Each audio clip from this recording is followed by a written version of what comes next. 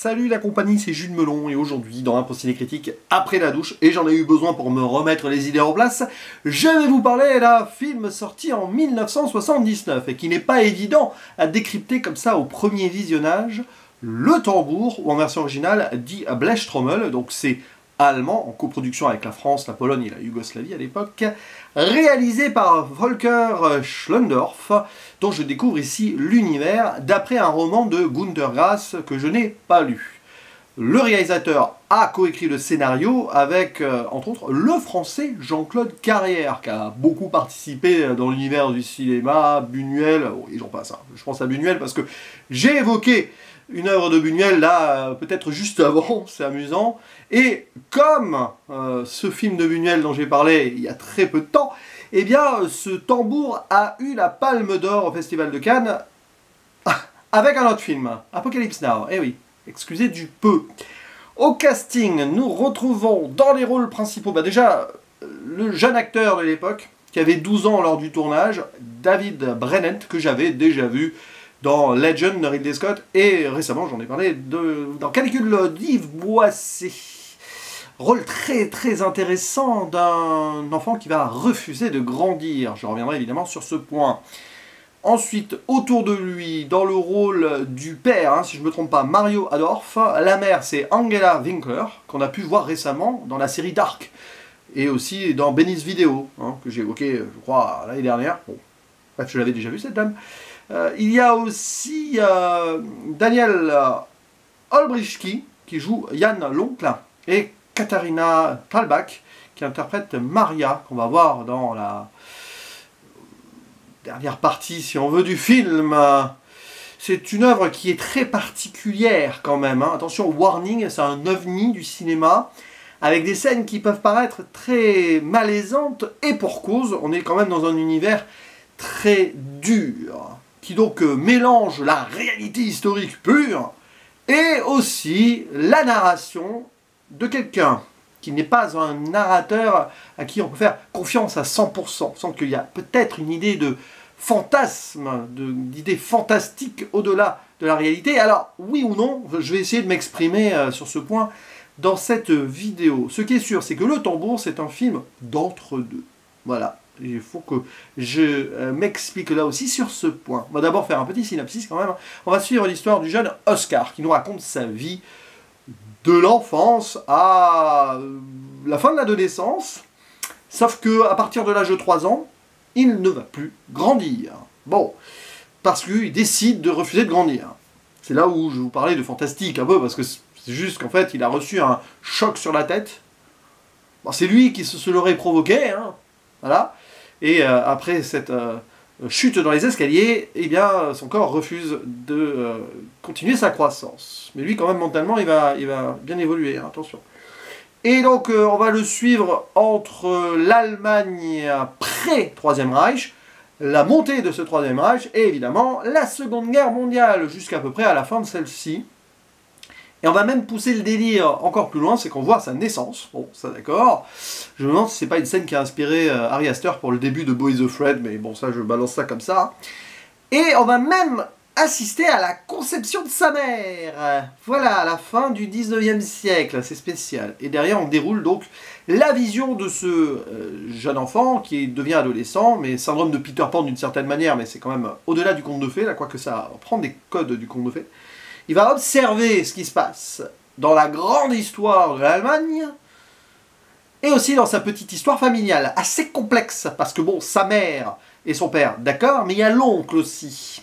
Et on se pose la question si cet oncle, c'est une sorte de trouble, ça donnerait l'impression que ce soit ça au début en tout cas, je me demande si cet oncle n'est peut-être pas le père biologique, enfin c'est lui, il imagine ça. Et derrière, on va imaginer aussi d'autres trucs, quand je parlais d'entre-deux, c'est ça. Et Oscar, il a toujours un tambour. À partir de l'âge de 3 ans, il le reçoit, ce tambour, et avec ce tambour, il va faire du bruit. Il va essayer d'exister avec. Et avec sa voix très stridente, un cri qui pousse, il peut casser du verre. Il va essayer de changer les choses peut-être avec ce tambour, ou pas. En tout cas, ce qui est sûr, c'est que il va vivre une certaine épopée. Et forcément, vu qu'il ne grandit pas et qu'il va rentrer dans l'adolescence avec des envies d'adolescent, il va y avoir des scènes... voilà, faites attention, parce que C'était assez osé à l'époque. D'ailleurs, le film a connu une censure jusqu'à assez récemment, début du XXIe siècle quand même, notamment aux États-Unis, dans l'état d'Oklahoma. Il y a une histoire là-dessus, apparemment un documentaire a été fait. Alors c'est un film évidemment qui est très spécial, et je n'ai pas forcément toutes les ficelles pour l'analyser pleinement. De toute façon, c'est pas mon but en impose une critique. Déjà, j'ai pas lu le bouquin, je connais assez peu finalement, même si je me suis renseigné, hein, l'histoire du réalisateur. Et c'est clairement ici un metteur en scène qui a pris le roman à bras-le-corps pour parler aussi de son pays, de l'Allemagne, de sa jeunesse aussi. Il est né exactement quand la guerre a commencé, lui. Hein. Et il a connu un drame personnel autour de sa mère, qu'il réutilise d'ailleurs visuellement dans le film. Et il questionne un pays, l'Allemagne en 1979, qui est toujours un petit peu dans cet entre-deux. De toute façon, il y a deux Allemagnes, hein, l'Allemagne de l'Ouest et l'Allemagne de l'Est. Et l'auteur du roman, lui-même, il y a cette ambiguïté. Günter Grass, il a probablement voulu exorciser certains démons en écrivant ce bouquin, quelques années après la guerre quand même. Hein. Mais lui-même,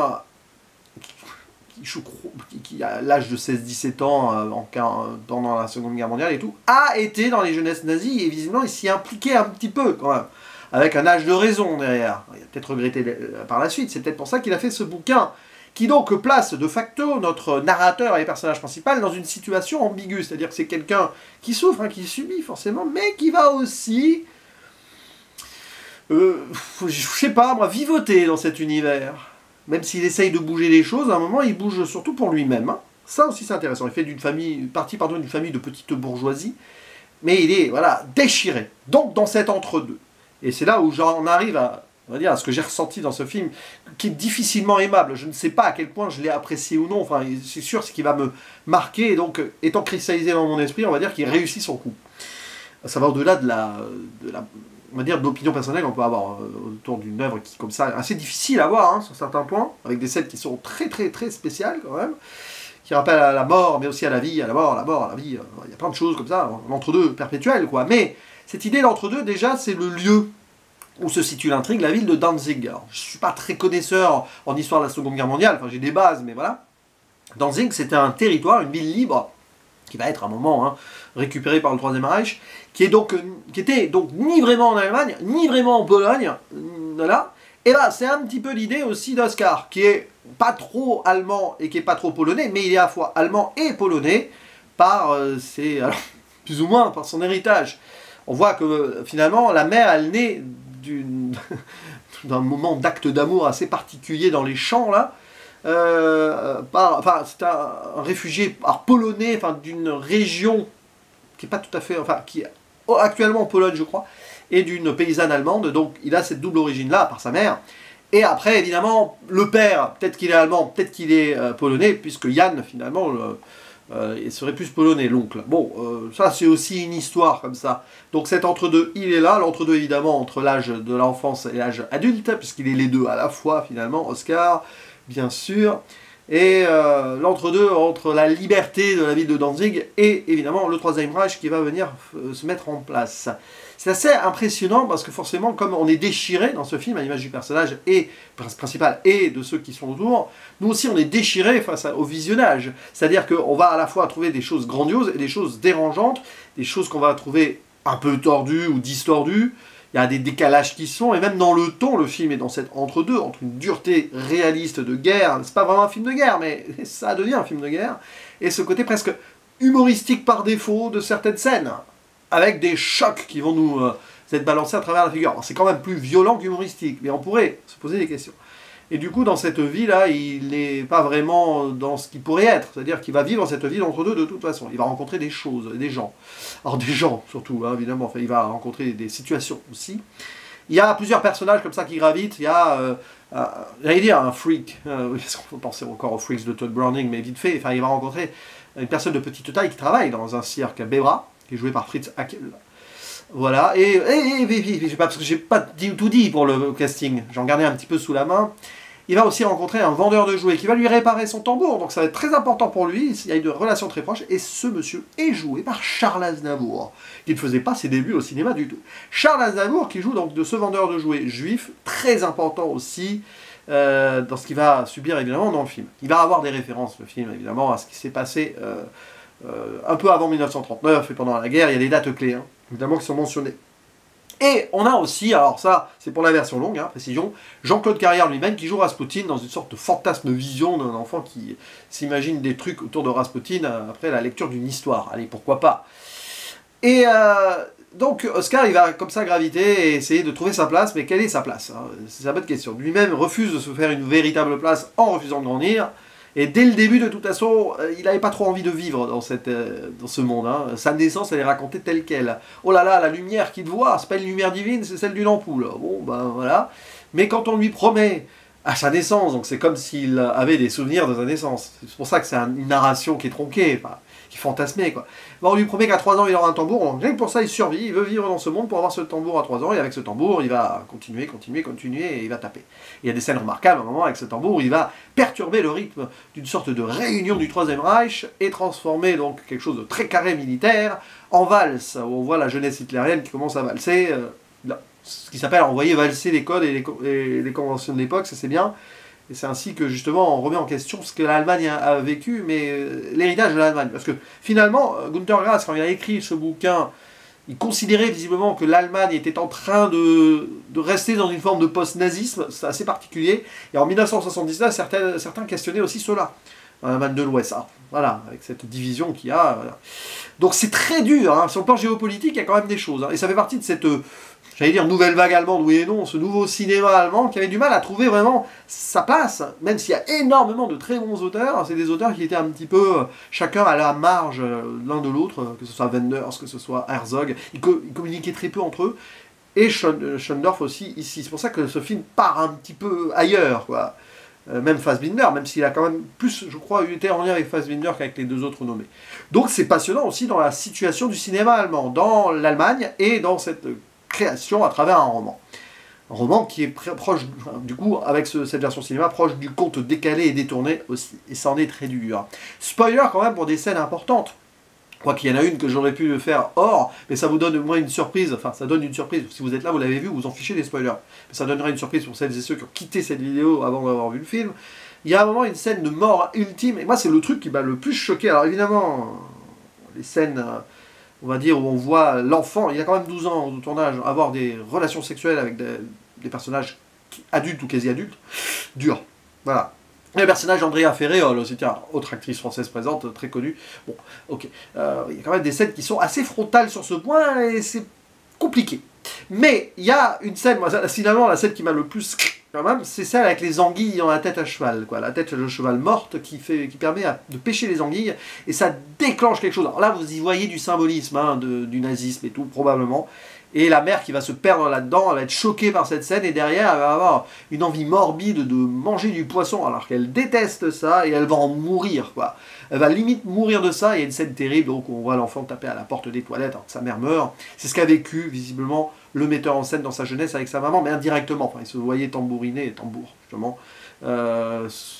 Impuissant derrière, alors que sa mère est morte de façon encore plus violente, la maman du réalisateur d'ailleurs. Hein.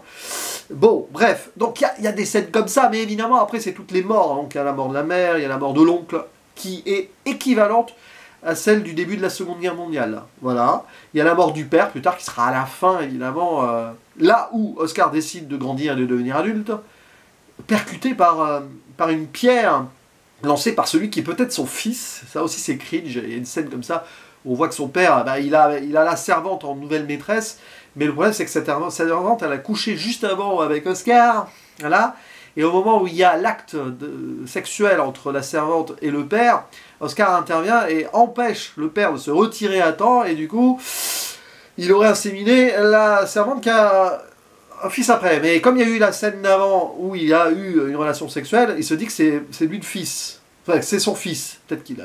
c'est c'est cringe. Et du coup, cette transmission-là, hein, c'est le fils qui va permettre au père, peut-être à son père, il croit que c'est son père, enfin, il croit être le père, à Oscar de grandir et de quitter cet âge d'enfant. Mais bon, c'est la transition, quoi. Une fois qu'il a compris que son père était mort et que l'adolescence était finie, avec la guerre qui était finie, peut-être que c'est le moment de devenir adulte. On n'en saura pas plus sur ce qui se passe après. Je crois que le roman va plus loin. Et j'ai oublié une mort importante, c'est celui du vendeur de jouets. Alors là, elle est terrible. C'est un suicide, hein, du monsieur qui est déjà persécuté, hein, par antisémitisme, et qui décide de mettre fin à ses jours quand, dans la ville de Danzig, la nuit des longs couteaux, c'est ça, la nuit cristal, pardon. La Nuit de Cristal, on confond un petit peu, mais non, c'est La Nuit de Cristal, avec des synagogues brûlées, des magasins tenus par des juifs brûlés, et ils préfèrent sauter la vie comme ça avant peut-être d'être torturés ou autre, envoyés loin, quoi. Hein. Donc voilà, la violence, elle est là, la violence allemande, et il y a des choses qui sont vraiment fortes, qui pour le coup restent en tête. Hein. Mais c'est un film qui est difficile je le disais, à dire, c'est difficile de dire si c'est vraiment excellent, ou si c'est peut-être trop poussé dans ce que ça doit montrer ou pas montrer, justement. J'ai encore des doutes là-dessus. C'est dérangeant, quoi, mais c'est volontairement dérangeant, en tout cas, et c'est sûr que c'est une part absolument à part, dans le cinéma allemand, oui, mais même dans le cinéma au sens large. Hein. La même année qu'Apocalypse Now, c'est deux films très différents, mais quand même, il y a du trauma derrière, hein, quand vous voyez ces films, hein, mais bon. Je ferme la zone spoiler, difficile donc d'en dire plus, comme ça, de façon précise et analytique, voilà, réfléchie sur un film que je reverrai peut-être un jour, ou pas. C'est compliqué quand même, c'est compliqué, mais ce qui est sûr, c'est qu'il ne laissera pas indifférent. Donc moi là, je m'attends à ce que, en commentaire, certaines personnes me disent qu'ils aient détesté ce film, et je comprendrai pleinement, pour certaines scènes, ça c'est sûr, pour autre chose, peut-être pour des esbroufs et tout, je ne sais pas. D'autres qui ont adoré, voilà. Moi je ne sais pas si je suis entre les deux, ou si j'ai à la fois détesté et adoré, j'en sais rien, non, mais c'est intéressant en tout cas. C'est un cinéma qui va au-delà de sa propre subjectivité, quand bien même, quand on apprécie une œuvre, hein, c'est nous avec le film. Hein. Mais bon là, ça me donne envie de questionner aussi, de contextualiser avec ce que je peux, avec ce que j'ai essayé de faire dans cette vidéo. Parce que je pense qu'il y a aussi un respect du roman de base, que l'auteur a mis beaucoup de lui dedans, ça se sent aussi, hein, rien qu'avec l'anecdote que j'ai contée, notamment à Zone Spoiler. Il y a aussi le contexte allemand, la pesante histoire allemande de la Seconde Guerre mondiale et du Troisième Reich, l'histoire allemande du moment où le roman a été écrit et où le film a été fait.